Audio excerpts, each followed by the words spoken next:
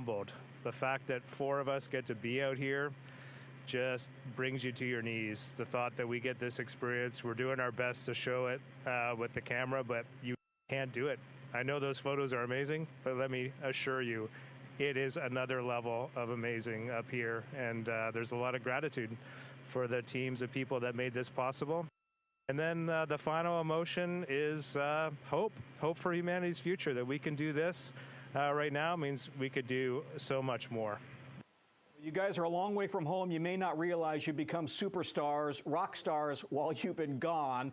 And I'm wondering, you've been able to talk to your families. How are they doing with you so far from home?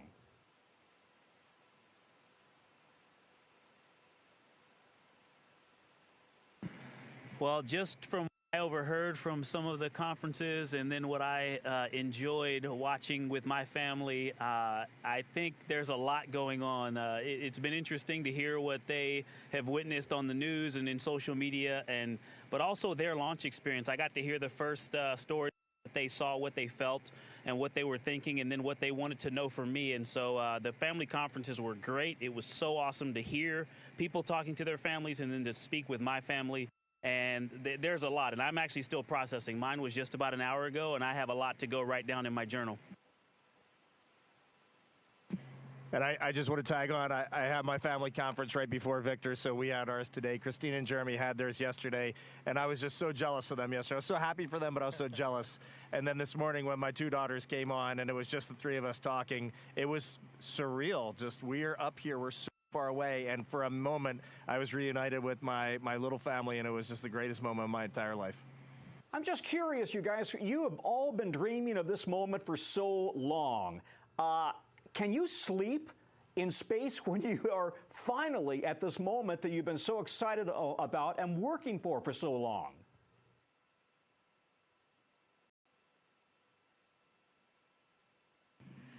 Well, we do love sleeping up here, and such a long initial day that I think our bodies are ready to sleep no matter what. Most of us have been sleeping really well. For me, sleeping in space is one of the most comfortable ways to sleep, and it's very deep sleep, very full sleep. Sometimes when you first get up here, you have a little bit of a sensation that something's wrong. As soon as you wake up, maybe you're falling or you don't recognize your surroundings, but it's great. I mean, honestly, being human up here is one of the coolest things about this mission. We are just people trying to get by. And for example, we might go look at the far side of the moon and take in its awesomeness and then go, maybe I should change my socks and try to dig around for a pair of socks. So this is the dichotomy of human spaceflight. How will you describe this moment to your families, your grandkids, many years from now?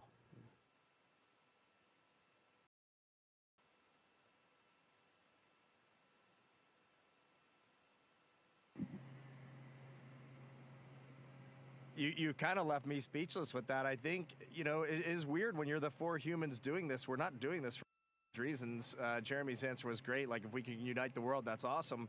But we're just the lucky 4 that got to be on this mission. We were in the right place at the right time with our international team, and we're up here doing this. I don't think any of us have really thought about legacy or any of that sort of thing. I do think it would be really neat someday if I can sit around with my grandkids, or maybe Ike's grandkids, or Christina's, or Jeremy's, or somebody somewhere, and tell stories of these times up here, because some of them are going to be unbelievable. There's beauty, but there's human elements too, and I just think it'd be fun to share in this human adventure. The key part of human exploration is the human, and coming back and sharing the story, and we're going to try our hardest with every single person on planet Earth. So listen, Al Roker is awfully upset that he couldn't be here. Any messages to Al Roker and the Today Show family? They are watching every moment of this.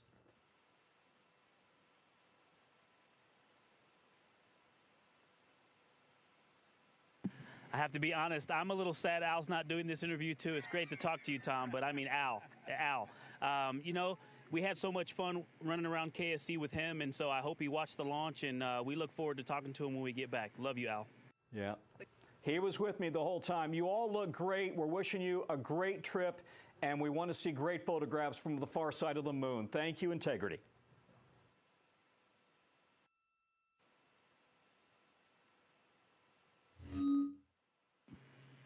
Thank you, Tom. It was great to be with you. Go back. Integrity, this is Houston ACR. That concludes the NBC News portion of the event. Please stand by for a voice check from CBS News. Integrity, this is Mark Strassman with CBS News. How do you read me?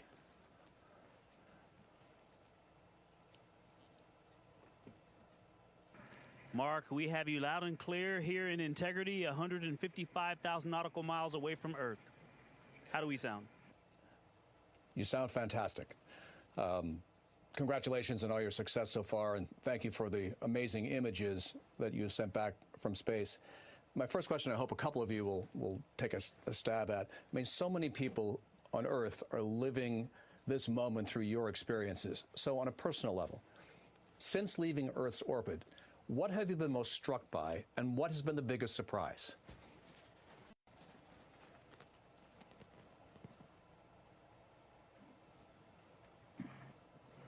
Oh, I definitely think the thing that I have been most struck by was, I'm going to steal Jeremy's answer right here, but on Translunar Injection Day, before we did that translunar injection burn, give me a second for the technical, and then I'll get to the artistic, but we're 38 miles from Earth, and then we got to come down to just 100 miles from Earth and do that translunar injection burn, and then we head out to the moon. And just that entire time, I mean, you could look away from the window and then look back, and Earth was bigger and bigger and bigger and bigger. And finally, Jeremy goes, I'm not sure if we're going to go around it or hit it. I mean, we're going right at the Earth. That translunar injection burn, we were just 100 miles up. That's not anywhere near the height of the International Space Station. We were under the International Space Station. They were just screaming right above the clouds, and that burn went off. And then just moments later, we look back, and we're already 30,000 miles from Earth heading to the moon. Like, blew us all away.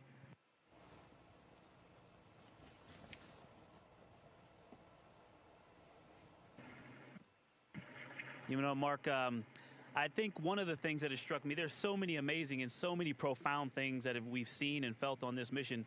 But something else that just stays with me is a lot of us were excited to see Jeremy's expression or reaction to looking out at Earth from space, being the first-time flyer. But the difference between Jeremy and someone who's never flown, but all of us, all four of us, and someone who's never flown is essentially equal. The three of us space before, I think, feel just as amazed to be up here and to see some of the sights that we've seen. And so even though we lived on space station for a collective 2 years, we have seen and felt things that we have never felt before, from that ride, that wonderful ride on SLS, to being that 38,000 miles from Earth and just seeing some amazing views.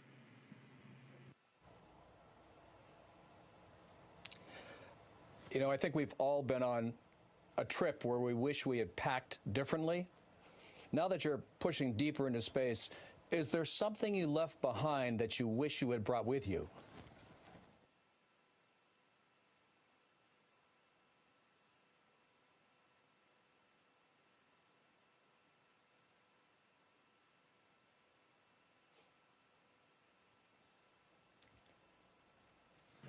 You're hearing a lot of brainstorming in the cabin right now. The resounding answer is we feel very well taken care of. There's not a whole lot we would live without. That typical forgetting your sunscreen or your bug spray on vacation. They thought of everything. We've got it all. My initial response was my family. I would love to have them up here, but then I might actually never come home. And yeah, I really can't think of much. The other joke was we think we had a radiation hit on one of our computers and took it down. So maybe we would have packed a spare computer. Other than that, we're just so well taken care of. In fact, so well taken care of that sometimes we forget. You can easily just get your presence here in the cabin and forget exactly where we are. I want to ask a question for all the young people watching. Take Kruger Middle School in San Antonio. They are studying the science and the engineering of the moonshot, along with what it takes to be an astronaut. What is your message to all the kids watching and fascinated?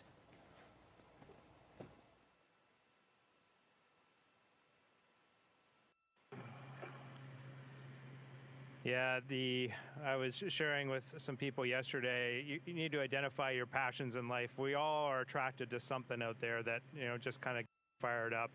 And then just to recognize that everybody has something of value to offer. I mean, that is just a true statement. And we as humans, even the four people up here doing this, we have self-doubt. We've had it in in our pathway as well. And so I know all those youth out there too are thinking, no, I can't do that. Every once in a while, you're going to have that. And so share your passions with others, and you're going to be amazed at how they help you. They're on your team, and they're going to help you accomplish the things that you're interested in doing. And the reality is humanity needs those contributions. So just get after it. Victor, I have one for you. Apollo 8 had a memorable Christmas Eve reading from Genesis. Do you have a message you'd like to share from space about Easter Sunday?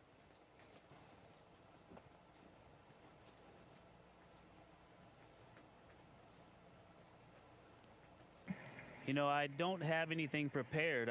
I'm glad you brought that up, though. I think these observances are important, and as we are so far from Earth and looking back at, you know, the beauty of creation, I think for me, one of the really important personal perspectives that I have up here is I can really see Earth as one thing. And, you know, when I read the Bible and I look at all of the amazing things that were done for us who were created, it's, you have this amazing place, this spaceship. You guys are talking to us because we're in a spaceship really far from Earth, but you're on a spaceship called Earth that was created to give us a place to live in the universe, in the cosmos. I think maybe the distance we are from you makes you think what we're doing is special, but we're the same distance from you, and I'm trying to tell you, just trust me, you are special.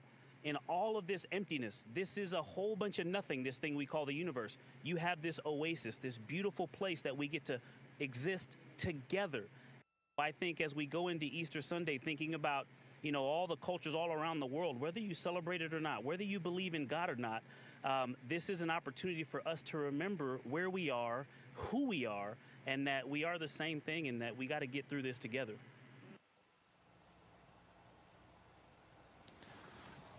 Well, for someone who didn't have anything prepared, that was really quite extraordinary. Another question. During the lunar flyby, you're going to have radio silence for about 40 minutes. You'll be on one side of the moon. Everyone else on Earth will be on the other. You'll be focused on the mission. What do you hope the rest of us are thinking about?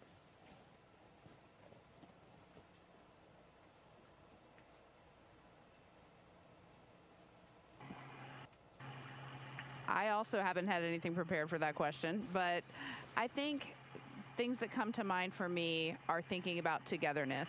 When people talk about that Apollo 11 first moon landing, there's the two that landed on the moon, and then there's the one, Michael Collins, stayed in orbit, and he did orbits around the far side of the moon alone with those losses of signal. And people asked him the rest of his life what that was like. And in the end, for me, it leads back to gratitude. Gratitude that out of this huge universe, we get to live together on Earth, planet Earth, and what an anomaly that is. When I saw Earth for the first time on its own out the window, I was struck by the blackness around it. If you can just think about what it means to be together and what it means to be apart from your loved ones during that time and reflect on that, maybe we'll all come to a realization. We've all watched a waxing moon from Earth. What's it like to watch the moon grow from space?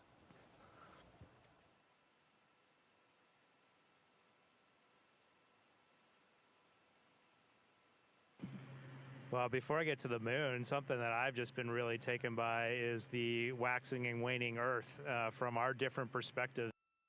It's just been a little surprising to me. I just assumed it's sort of like the moon is consistent, you know, almost from day to day. You don't notice a huge change from one day to the next in how much of it is lit.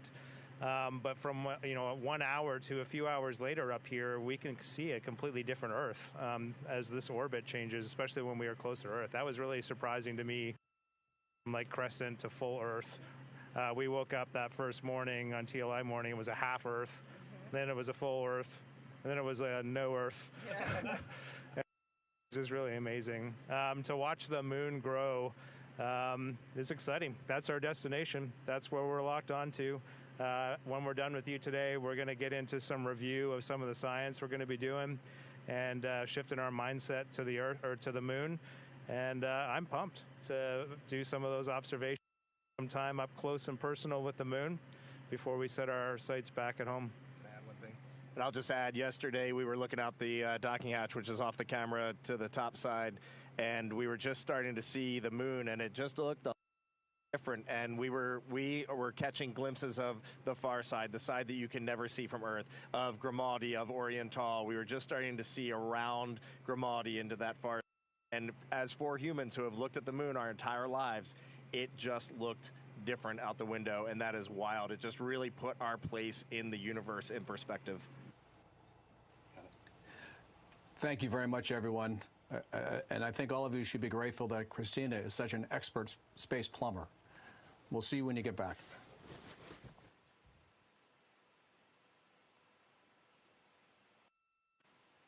We are. Thank you, Mark. It was great talking to you, and we are grateful. Take care. Integrity. This is Houston ACR. Thank you. That concludes our event.